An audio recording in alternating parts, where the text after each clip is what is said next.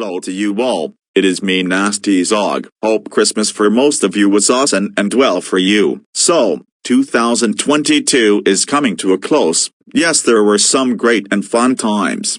But, there were also some sad and completely messed up things for 2022, especially with the Vyond community this year. If I couldn't agree more with David the Animation Fanatic 17, some of the stuff in the community was very bad this year. Let me start off with that Cyan World's cartoon crap again. So, pretty much between February and January, I found out that he went back doing his past action behaviors he did in 2020, and it made me lose interest on him for good, and it was not just messed up, but sad. Then that made the future of the Morrisons look very difficult due to the fact their creator is back to bad behavior now. At least JT Timecatcher Philippines, and a few other users are continuing their legacy. They may not popular anymore as they used to be, but their legacy wasn't going to die. Other users were free to use them. Second, some of the crappy and most toxic, terrible and dangerous and graphic Go Animate Vyond videos out there, examples, videos where Trip and all his friends getting abused in many ways, people getting revenge on them more than once, including in the revenge videos. All of that was just torture, like with the Kaylu thing. No revenge should start or end with someone suffering and not getting any help. Then those parents had the nerve to disown them rather than giving them the help they needed. That also applies to the rude employees. Last year, the rude employee hunters and everyone else's was going down the path Sage and his crew were. After the rude employees assaulted a lot of people and characters and users in 2020 and 2021, then the innocents go out of their way to give them injury back. It happens whether they wished somebody an unhappy birthday, say heartless stuff about them and their shows, or wants revenge for hurting and killing their loved ones. Even in that one video of General Guy for Hire 20 where Stinky Pete's bone came right off. It was disturbing when I watched it. Sid Chang did go far to them.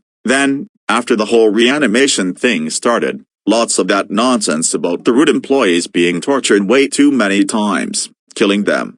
Those acts are almost about the same in Kaylu's Ultimate Punishment Day in 2020. And Dora's birthday distaster in 2021. It's why nobody cared about Roku-kun's versions of Kaylu and Dora's parents, their friends, and teachers and principals dying because they did a lot of abuse on Dora and Kaylu. Those are the ones we can care less for. Still not an excuse to celebrate their death no matter what. I know no one cared they died and got reanimated, but they are still humans, I'll say. It's why 2021 was about as toxic as 2020, but thank goodness, that reanimation thing is all gone. Also the fact users were getting assaulted. Even myself, it did put a little pressure on us. Then we were forced to do a video where all the users get turned back to normal, even if weren't allowed to yet. But Andrew Tang was worried eventually we would be getting ourselves into big trouble because those users are people who exist in real life. There were also users, like the trolls, being troublemakers in For Hire series especially with Tobias James and Rainboy107. The fact Super Mario Plush made them do extreme things.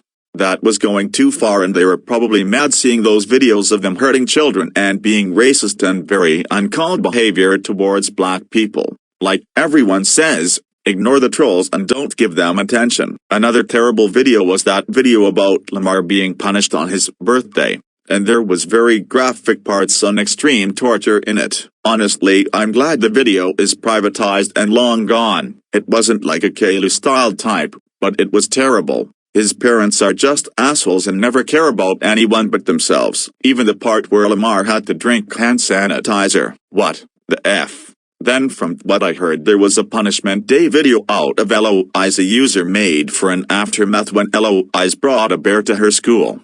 I just feel sorry for these troublemakers. Even if you hate them, it's not the right to kill them for fun. They are still human. There are other serious criminals out there, like the Reapers, Code Laton, the Strikers, Demons, people that kill their own families and always continues to be a dangerous criminal forever.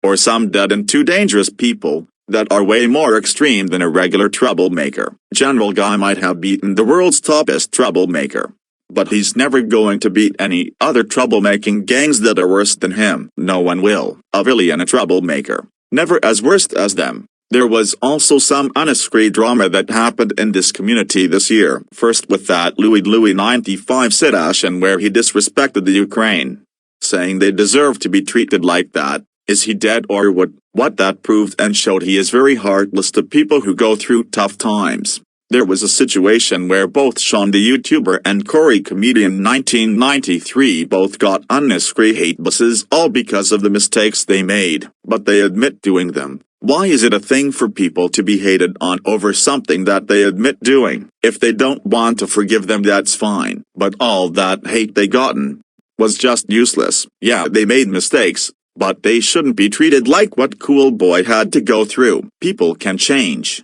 We even lost a famous and creative YouTuber Nathan Barr this December, when he killed himself by jumping off the roof and just died. Once again, to the rest of the family of Nathan Barr, super sorry for your loss. It must be hard losing somebody you loved after dealing with non-supportness. We also had Vitroio of Yonder, Brandon Barney, and Telio leave the community knowing I enjoyed their videos, including the return of Levi for Hire. Episode 77 of Devious Diesel for Hire was delayed. Just not so good things. Lots of famous celebrities died, including really good ones like Bob Saget, Betty White, Kualo, Vance Scully. Rest in peace to all of them.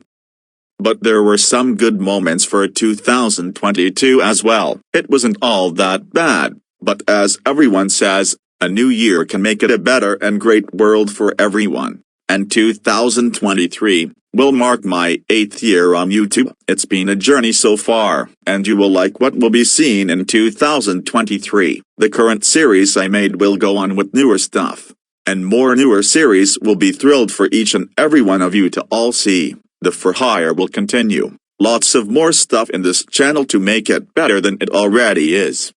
More backstories. We will have everything you will see for 2023, and likely I know Devious Diesel for Hire. The real one should continue on along with Levi for Hire. Let's make 2023 fun and better for everyone. See you around that year, and I hope 2022 gave you all the goodness you needed.